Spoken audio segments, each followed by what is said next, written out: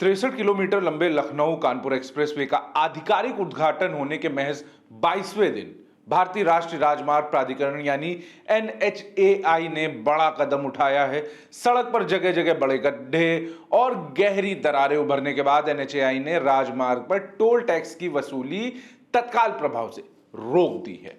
NHAI ने expressway का निर्माण करने वाली मुख्य कंपनी पीएनसी इंफ्राटेक को नॉन परफॉर्मर घोषित कर दिया। इसके साथ ही कंपनी पर 2% का भारी जुर्माना ठोका गया है और भविष्य के सभी सरकारी प्रोजेक्ट्स के लिए नए ठेके पाने पर रोक लगा दी गई। निर्माण कंपनी पर एनएचएआई का कड़ा प्रतिबंध है और एनएचएआई के आधिकारिक निर्देशों के मुताबिक एक्सप्रेसवे के क्षतिग्रस्त हिस्सों की मरम्मत का पूरा खर्च अब पीएनसी इंफ्राटेक को खुद अपनी जेब से उठाना पड़ेगा, जब तक पूरी सड़क अंतर्राष्ट्रीय गुणवत्ता मानकों के हिसाब से दोबारा दुरुस्त नहीं हो जाती।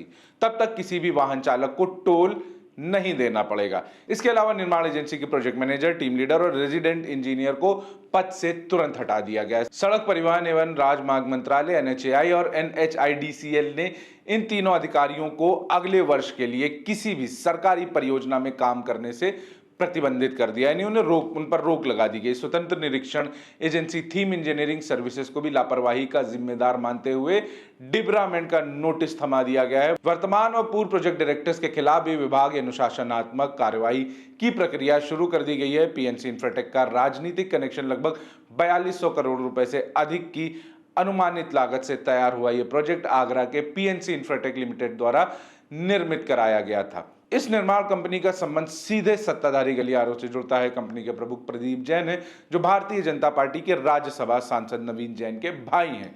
13 जुलाई को रक्षा मंत्री राजनाथ सिंह और केंद्रीय मंत्री नितिन गडकरी की मौजूदगी में इस एक्सप्रेसवे का औपचारिक उद्घाटन किया गया था। उद्घाटन भाषण के दौरान केंद्रीय मंत्री सार्वजनिक रूप से कह रहे थे, उत्तर प्रदेश के राष्ट्रीय राजमार्ग अमेरिका के जैसे होंगे, ये मेरा वचन है। हालांकि 22 दिनों के भीतर ही हाईवे पर दर्जनों गड्ढे और दरारें आ जाना इस बड़े दावे पर गंभीर प्रशासनिक सवाल खड़े करते हैं। बारिश में उधड़ी 63 किलोमीटर की सड़क स्थानीय यात्रियों और वाहन चालकों द्वारा सोशल मीडिया पर धंसी हुई सड़क और गहरे गड्ढों के वीडियो वायरल करने के बाद एनएचएआई की तकनीकी टीम हरकत में आई है। मौके पर हुई जांच में पाया गया कि 63 किलोमीटर के पूरे गलियारे में 84 स्थान ऐसे हैं जहां पर डामर उखड़ चुका था और दरारें पड़ चुकी थी। इंजीनियरिंग विशेषज्ञों के मुताबिक निर्माण कार्य में जब निर्माण कार्य हो रहा था उस दौरान इस्तेमाल की गई सामग्री, जो सामान था, उसकी गुणवत्ता बहुत बेकार थी, यानी उसकी क्वालिटी बहुत ज्यादा बेकार थी।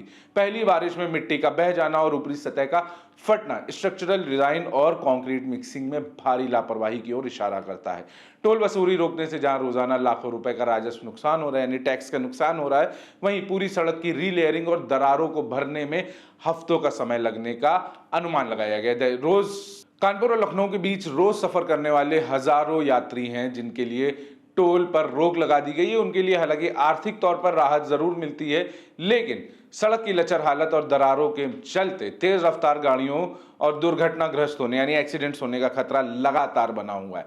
एनएचएआई की पेट्रोलिंग टीम और ट्रैफिक पुलिस ने धंसे हुए स्पॉट्स के पास और गड्ढों के पास इमरजेंसी बैरिकेडिंग लगा दी है।